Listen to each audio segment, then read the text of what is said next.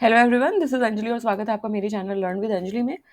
इस वीडियो में हम डिस्कस करने वाले हैं कॉन्फ्रेंस ऑफ पार्टीज के बारे में, which is most important topic under environmental sciences. So environmental science का कोई भी कॉम्पिटिटिव एग्जाम हो, सो उसमें ये कॉन्फ्रेंस ऑफ पार्टीज से रिलेटेड क्वेश्चन पूछा जाता है। सो जैसे कि आप एग्जाम्पल में देख ही सकते हैं, ये प्रीवियस ईयर क्वेश्चन है which is related to conference of party. So आज हम कॉन्फ्रेंस ऑफ पार्टी के बारे में डिस्कस करेंगे। सबसे पहले मैं थोड़ा एक ओवरव्यू बता देती हूँ कि कॉन्फ्रेंस ऑफ पार्टीज क्या होती हैं और कैसे ये फॉर्म हुई। सो इस प्लेलिस्ट में हमने United Nation framework convention on climate change के बारे में डिस्कस किया था। तो हमने डिस्कस किया था यूएनएफसीसीसी के बारे में। तो यूएनएफसीसी जो है, क्लाइमेट चेंज को किस तरीके से टैकल करना है, ग्रीन हाउस गैसेस को किस तरीके से कंट्रोल करना है, उसको लेके एक तरीके से कन्वेंशन था। तो उस कन्वेंशन के अंडर फिर डिसाइड किया गया कि हर साल हम कॉन्फ्रेंस ऑफ पार्टीज हेल्ड करेंगे, एक तरीके से एक कॉन्फ्रेंस हेल्ड करेंगे और हम ये देखेंगे कि हमने क्लाइमेट चेंज पे क्या काम किया है पूरे साल, इस साल हमने क्या काम किया है। तो ये जो कॉन्फ्रेंस ऑफ पार्टीज हैं, ये अलग अलग जगहों पे होती हैं, हेल्ड होती हैं, अलग अलग देश में अलग अलग जगह पे हेल्ड होती हैं। And just to track the progress कि ओवरऑल ईयर में क्या प्रोग्रेस हमारी रही है क्लाइमेट चेंज को लेके और ग्रीन हाउस गैसेस का जो एमिशन है उसको कंट्रोल करने को लेके। तो जैसे आप यहाँ पे देख सकते हैं previous year question, and this is कि इसमें पूछा गया है, एक तरफ आपको लिस्ट दी गई है number of COP, COP 11, COP 13, COP 15 and COP 19। और सेकंड लिस्ट जो है आपको लोकेशन की दी गई है कि कौन सी कोप जो है किस लोकेशन में हेल्ड हुई थी। ओके, सो ये तो हमारे पास एक एग्जाम्पल है कि प्रीवियस ईयर क्वेश्चन है ये, और ये लेटेस्ट ही है इवन। सो 2024 का आई थिंक ये। So you can see the example कि एक तरफ conference of number of party ये लिस्ट है और दूसरी तरफ लोकेशन की लिस्ट है। बट क्वेश्चन आपसे किसी और तरीके से भी पूछा जा सकता है कि जो क्योटो प्रोटोकॉल है या पेरिस एग्रीमेंट है या जो भी इंपॉर्टेंट हमारे पास कन्वेंशन या प्रोटोकॉल है, वो किस स्कोप के अंडर हेल्ड हुए थे और किस स्कोप के अंडर बनाए गए थे। तो क्वेश्चन किसी भी तरीके से फ्रेम हो सकता है। फिलहाल के लिए इस क्वेश्चन के बेस पे आज की हमारी वीडियो होगी। और क्योंकि इसमें नंबर दिया गया है कोप का और लोकेशन आपसे पूछी गई है, तो अब तक जितनी भी कोप हुई हैं हम उनके सभी के नंबर, उनके ईयर और उनकी लोकेशन देख लेते हैं, ताकि हमारा ये जो क्वेश्चन है, इस तरीके का क्वेश्चन, वो हम एक तरीके से टैकल कर ले, उसको हम सॉल्व कर पाएँ। फिलहाल के लिए अभी आप इसका आंसर दे सकते हैं तो it is well and good, आप कमेंट में मुझे आंसर इसका दे सकते हैं। बट जब आप कोप पढ़ लेंगे उसके बाद आई होप कि you are able to answer this question, और उसके बाद हम इसका आंसर देंगे कि क्या इसका आंसर होगा correct. Now moving on to the COP, conference of party which is it is held under United Nation framework convention on climate change, जिसमें कोप 1 जो हेल्ड हुई थी वो 1995 बर्लिन जर्मनी, कोप सेकंड जो है 1996 जेनेवा स्विट्जरलैंड, कोप 3 जो थी वो 1997 क्योटो जापान, जिसको हम क्योटो प्रोटोकॉल के नाम से भी जानते हैं। तो यहाँ पे क्योटो प्रोटोकॉल अडोप्ट किया गया था। क्योटो प्रोटोकॉल इस प्लेलिस्ट में हमने पढ़ा है क्या होता है क्योटो प्रोटोकॉल। सो क्योटो जापान में क्योंकि ये हुई थी, क्योटो प्रोटोकॉल यहाँ पे अडोप्ट हुआ, तो ये तो बहुत फेमस और बहुत इंपॉर्टेंट कॉन्फ्रेंस हो जाती है। कोप 4 जो है वो 1998 Buenos Aires Argentina, and COP 5 in 1999 Bonn Germany. COP 6 जो है वो 2000 में हेल्ड हुई थी यूग नीदरलैंड में, and that is suspended and resumed in 2001 में, फिर ये रिज्यूम हुई वापस से कोप 6 के नाम से। सेकेंड कोप हुई 2001 में बोन जर्मनी में, and COP 7 is held in 2001, that is held in 2001 Marrakesh Morocco. Marrakesh accord इसमें दिया गया था। ये सारी जो कॉन्फ्रेंस है, जो इंपॉर्टेंट कॉन्फ्रेंस है ना, उनके बारे में हम बाद में वीडियो के एंड में डिस्कस करेंगे कि इतनी सारी कोप्स में से कौन सी इंपॉर्टेंट कोप्स हैं और कौन सी इंपॉर्टेंट कोप्स किन के आने के चांसेस पेपर में हैं। क्योंकि सारी कोप तो ऑब्वियसली वो कोई रैंडम कोप उठा के नहीं पूछेंगे, कुछ ऐसी कोप है जिसमें इंपॉर्टेंट डिसीजंस लिए गए, ठीक है, तो वो फिर हमारे लिए इंपॉर्टेंट कोप बन जाती है और उनको हम बाद में डिस्कस करेंगे। फिलहाल की हम सारे ईयर और सारी कोप की लोकेशन देख लेते हैं। कोप 8 जो हेल्ड हुई थी 2002 इंडिया में हेल्ड हुई थी, ये इंपॉर्टेंट हो जाता है क्योंकि इंडिया में हेल्ड हुई थी। कोप 9 2003 इन मिलान इटली, 10 2004 में हुई थी ब्यूनोस एयर्स अर्जेंटीना में ही। कोप 11 जो हुई थी that is in 2005 Montreal Canada, so ये भी इंपॉर्टेंट है। कोप 12 जो है 2006 में हुई थी नेरोबी केन्या में। कोप 13 2007 में हुई थी बाली इंडोनेशिया में। COP 14 that is held in 2008 Poznan Poland. and COP15 is in 2009 and that is in Copenhagen, Denmark. COP16 2010 में हुई थी कैनकम, मैक्सिको, एंड 17 कोप जो है वो 2011 में दुर्बन, साउथ अफ्रीका। दुर्बन प्लेटफॉर्म इसको एक तरीके से बोला गया है। कोप 18 जो है 2012 में हुई थी दोहा, कतर में। दोहा अमेंडमेंट यहाँ पे दिया गया था। दोहा अमेंडमेंट एक तरीके से that amendment it is held in Doha. COP COP 19 जो है वो 2013 में हुई थी वॉर्सो, पोलैंड। कोप 20 जो है 2014 में हुई थी लीमा, पेरू में। 21 कोप जो है वो 2015 में हुई थी पेरिस, फ्रांस, जिसमें पेरिस एग्रीमेंट अडोप्ट किया गया था, तो ये भी इंपॉर्टेंट है। कोप 22 जो है that is held in 2016 Marrakesh, Morocco. And COP 23 held in 2017 Bonn, Germany में। COP 24 held in 2018 Katowice, Poland में। COP 25 held in 2019 Madrid, Spain. COP 26 held in 2021 Glasgow, United Kingdom, and that is delayed. Actually आप यहाँ पे देखेंगे कि कोप 25 हुई, फिर 26 हुई, बट 25 2019 में हुई और 26 जो है 2020 में 1 में हुई, 21 में। सो 2020 में कोई कोप नहीं हुई। तो कोविड की वजह से ये कोप होनी थी 2020 में, एंड कोविड की वजह से, क्योंकि लॉकडाउन था, कोविड था, तो उन सब चीज़ों की वजह से ये क्या हुई, डिले हुई, और ये हुई 2021 में ग्लासगो, यूनाइटेड किंगडम में। कोप 27 जो है वो 2022 में हुई सल्मे इल शेख, इजिप्ट में। 28 जो कोप है वो 2023 में हुई Dubai, United Arab Emirates. COP 29 जो है वो 2024 में हुई and it is planned to be held in Baku, Azerbaijan. तो अभी ये 2024 में हुई है और ये अजरबैजान, बाकू अजरबैजान में, जो 2024 ईयर की जो कोप है। सो फार वी हैव 29 कोप जो अभी तक हो चुकी हैं। एंड इम्पोर्टेंट कोप के बारे में देख लेते हैं, कौन कौन सी कॉन्फ्रेंस ऑफ पार्टीज जो इम्पोर्टेंट है हमारे एग्जाम पर्सपेक्टिव से। सो कोप 3 की अगर हम बात करें, जो कि 1997 में हुई है, सो ये इंपॉर्टेंट कोप है, इनको तो आप मस्ट है देख ही लीजिएगा, इनके तो आप ईयर और इनका जो प्लेस है वो लर्न कर लीजिएगा। तो 1997 में जब हम पढ़ते हैं क्योटो प्रोटोकॉल आया था, तो क्योटो प्रोटोकॉल 1997 में आया था क्योंकि क्योटो जापान में जो कोप हुई थी, कोप 3, उसमें क्योटो प्रोटोकॉल अडोप्ट किया गया था, तो इसलिए क्योटो प्रोटोकॉल की वजह से ये इंपॉर्टेंट हो जाती है। क्योटो प्रोटोकॉल अडोप्ट किया गया था इस कोप में, तो 1997 में हुई थी, कोप नंबर 3 ये है। सो क्वेश्चन पास्ट में इस तरीके से पूछा गया है कि क्योटो प्रोटोकॉल जो है वो किस कॉन्फ्रेंस ऑफ पार्टी के अंडर अडोप्ट किया गया था। Conference party number 3, party number 3 का मतलब है जो तीसरी कोप थी, कोप जो 3 थी उसमें क्योटो प्रोटोकॉल अडोप्ट किया गया था। अब क्योटो प्रोटोकॉल इतना इम्पोर्टेंट क्यों है? वो इसलिए इम्पोर्टेंट है क्योंकि यहाँ पे binding emission reduction target for developed countries, क्योंकि यहाँ पे ग्रीन हाउस गैसेस को किस तरीके से कंट्रोल करना है उसके लिए एक legally binding emission reduction target set किए गए डेवलप्ड कंट्रीज के लिए। तो बेसिकली एक लीगल बाउंडेशन लगा दी गई कि किस तरीके से आपको ग्रीन हाउस गैसेस को कम करना है, और अगर आप कम नहीं करते हैं, अगर आप रिड्यूस नहीं करते हैं तो पेनल्टीज़ होंगी। कितना रिडक्शन आपको करना है, क्या सारी चीज़ें करनी है, वो हमने पढ़ा है। ये प्लेलिस्ट, इसी प्लेलिस्ट में क्योटो प्रोटोकॉल के नाम से एक वीडियो है जो कि मैं आई बटन में पिन कर दूंगी, आप वहाँ से जाके उसको चेक कर सकते हैं।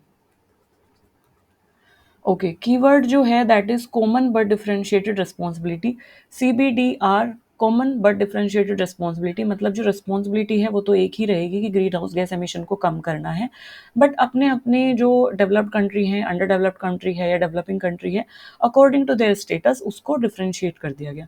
वो सारी चीज़ें हमने डिस्कस की हैं, आप जाके वीडियो देख लीजिए। नेक्स्ट जो हमारी इंपॉर्टेंट कोप है दैट इज कोप नंबर 7, जो कि मरकेश, मोरक्को में हुई थी 2001 में। मरकेश अकॉर्ड यहाँ पे फाइनलाइज हुआ था for the finalise the rule for Kyoto protocol, तो that finalise the rule for Kyoto protocol. और इसका सिग्निफिकेंस ये है, laid out compliance, monitoring and funding mechanism. तो जो भी फंडिंग किस तरीके से प्रोवाइड करनी है, कितनी फंडिंग प्रोवाइड करनी है, किस कंट्री को कितना फंड देना है, और किस तरीके से मॉनिटर करनी है प्रोग्रेस, कि कितनी प्रोग्रेस हुई है जो भी ग्रीन हाउस गैसेस के हमने टारगेट सेट किए हैं क्योटो प्रोटोकॉल में। सो उन सब चीज़ों पे कितना काम हुआ है। सो मरकेश, मोरक्को में जो कोप हुई थी वो कंप्लायंस, मॉनिटरिंग, फंडिंग, इन सब के मैकेनिज्म को सेट करने के लिए हुई थी।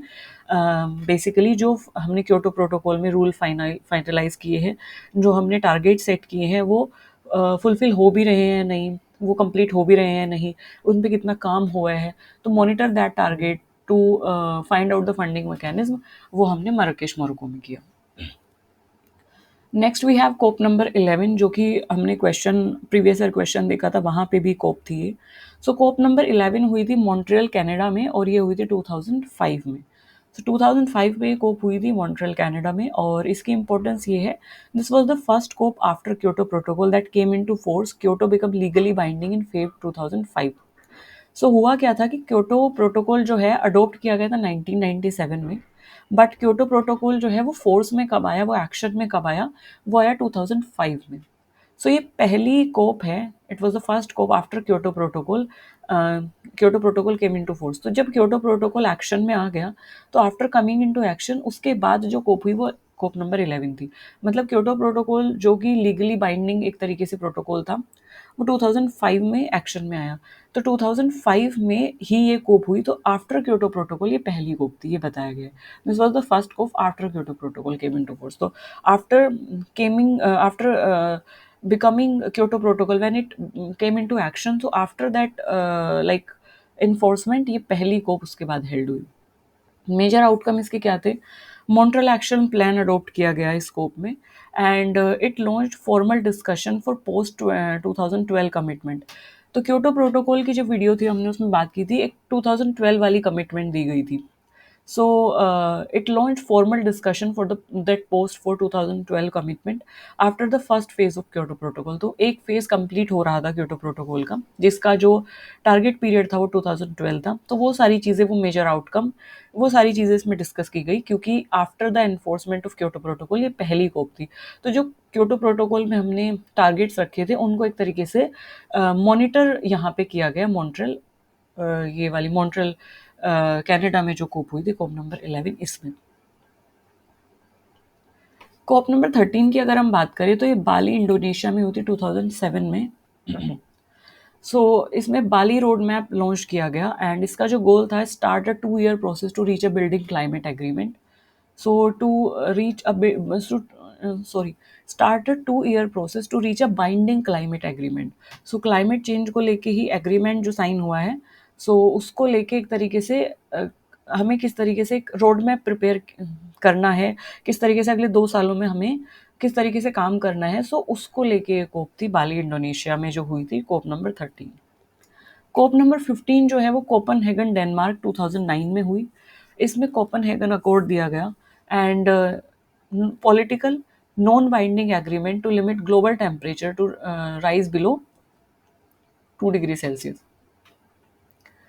सो हमारा जो ग्लोबल टेम्परेचर है उसको 2 डिग्री सेल्सियस से ऊपर हमें नहीं जाने देना है।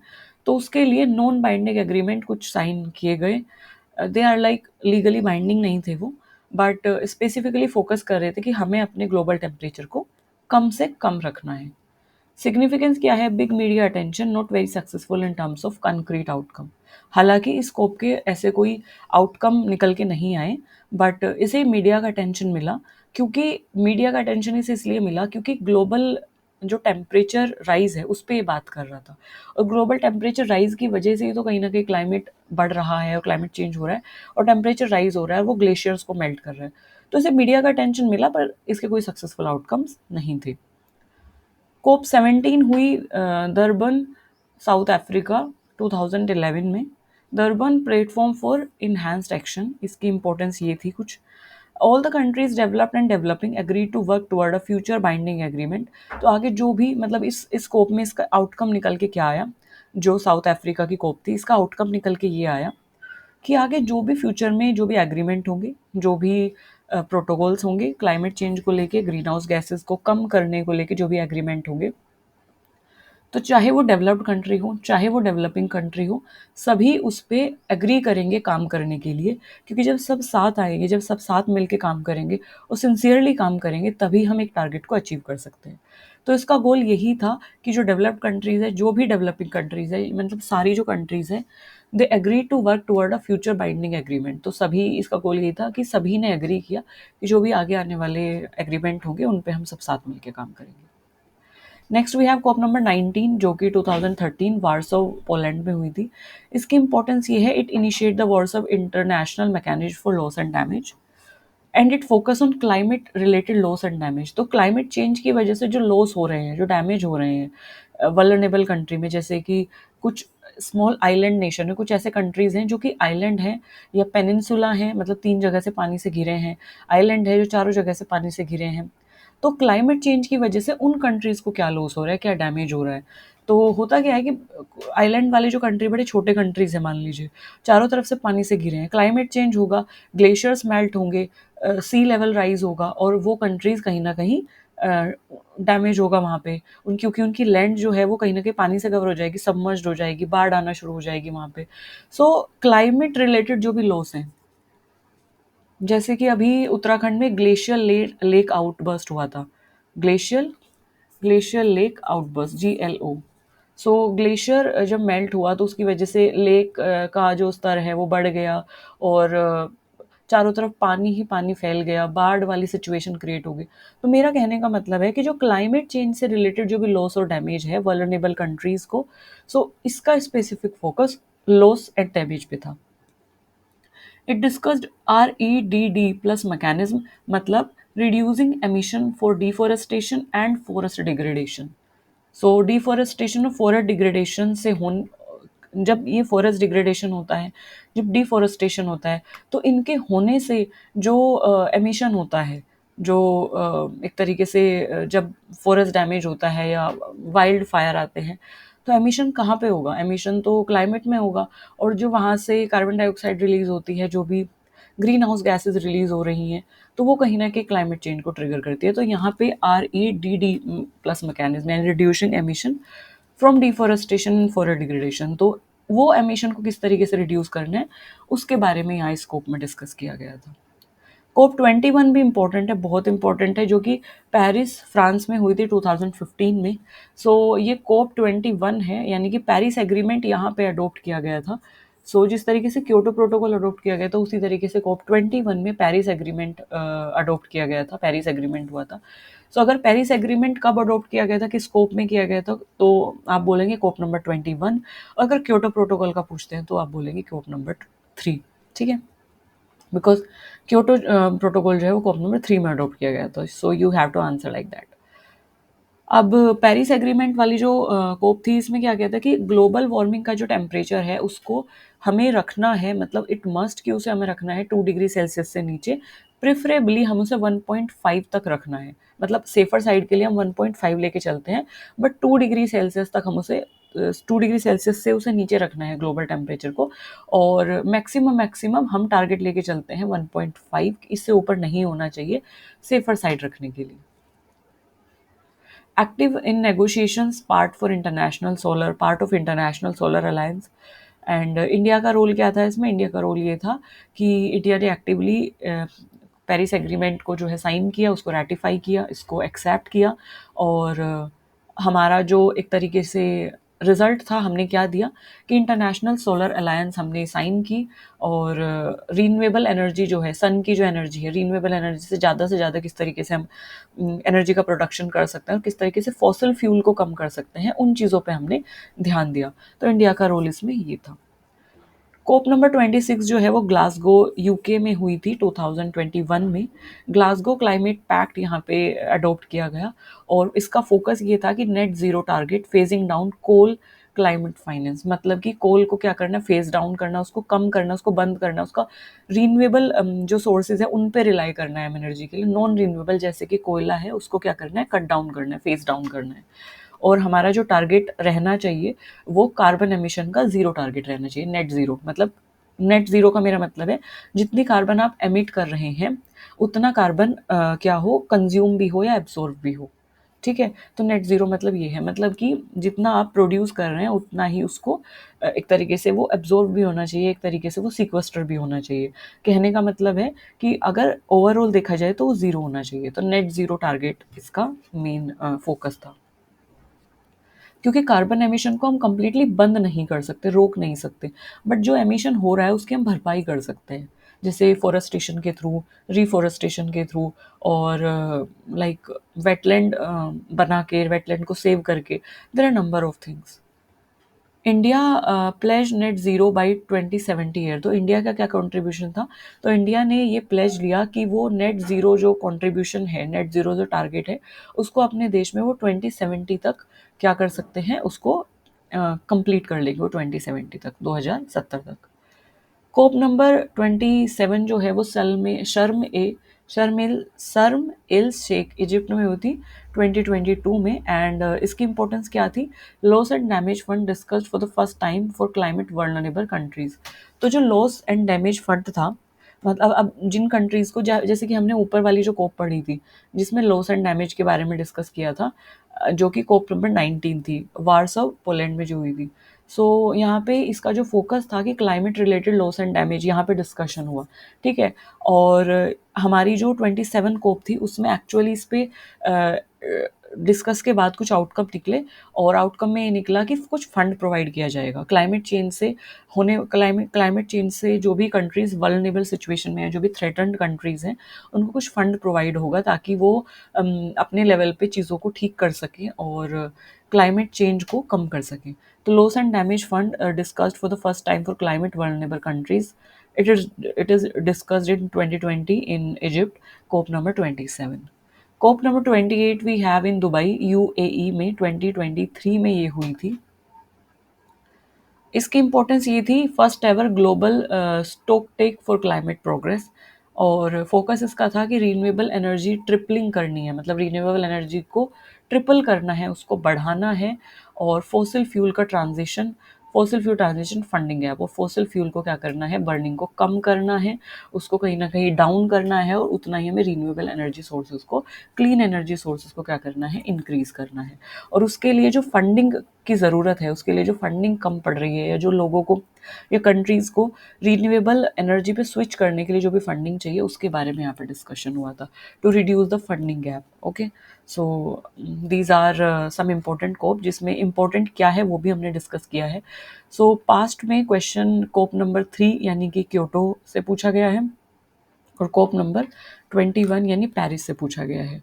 सो ये दो कोप तो मैंने आपको बता दिया। इसके अलावा जैसे आपके सामने एग्जाम्पल है ही कि एक क्वेश्चन अभी पिछले ही साल पूछा गया है इस तरीके का। I hope now you are able to answer this question. अभी आप मुझे बताइए कि आंसर क्या होगा। डिस्कस करते हैं इसको। कोप नंबर जो 11 है, अगर आपको याद होगी वो कहाँ हुई थी, जहाँ तक मुझे याद आ रहा है कोप नंबर 11 हुई थी आपकी मॉन्ट्रियल में। एक बार चेक कर लेते हैं। कोप number 11, COP number 11 is held in Montreal. Yes, it is Montreal, Canada. COP number 11 यहाँ पे held हुई थी। COP number 13 held in Bali. COP number 13 held in Bali. So एक बार चेक कर लेते हैं। Yes, it is held in this one. It is held in Bali. It is held in Bali, Indonesia. COP number 11 held in Montreal, Canada. So we have two. Next we have COP number 15. COP number 15 held in Copenhagen. So COP number 15 held in Copenhagen. COP number 15 held in Copenhagen, Denmark. We have COP number 19 जो कि Warsaw, Poland. So COP number 19 discuss हमने की है अभी। COP number 19 that is held in Warsaw, Poland. So ये सारी कोप थी। अभी राइट आंसर जो इसका होगा ए 3। सो ए का यहाँ पे 3 है। तो आप अगर आपको एक भी आंसर पता है, अगर ऑप्शन कंफ्यूजिंग नहीं है, so you are able to answer from that. अगर आपको एक भी हिंट पता है, अगर आपको एक भी चीज़ पता है, अगर आंसर क्वेश्चन के जो ऑप्शन है वो कंफ्यूजिंग नहीं है, तो you are able to answer the question very easily. जैसे कि ए का जो आंसर है वो 3 है, तो यहाँ पे सिर्फ एक ही ऑप्शन ऐसा है जिसमें ए का आंसर 3 है। So this one is correct. So A का 3 है, B we have 4, and C we have 1, and D we have second. So D का है second. So answer number 2 is correct. Answer B is correct. Okay, so this is it in this video, जिसमें हमने conference of parties, उनके year और वो किस destination या उनकी लोकेशन क्या थी, कहाँ पे वो हेल्ड हुई थी, उन सब के बारे में डिस्कस किया। I hope I am able to make you understand this concept of COP and कौन सी कोप कहाँ पे हेल्ड हुई थी, और किसी पर्टिकुलर कोप की क्या सिग्निफिकेंस है, और किस चीज़ को लेके स्पेसिफिकली ये कोप जो है वो हेल्ड होती है, और किस पे फोकस होता है इनका। जो इम्पोर्टेंट कोप थी जो पास्ट में पूछी जा चुकी हैं वो भी मैंने आपसे डिस्कस की, वो भी मैंने आपको बताई। So okay, so this is it in this video. If you have any query, any question, please drop that question in comment section. I will be more than happy to cater your question. Thank you for listening me so patiently. Bye bye.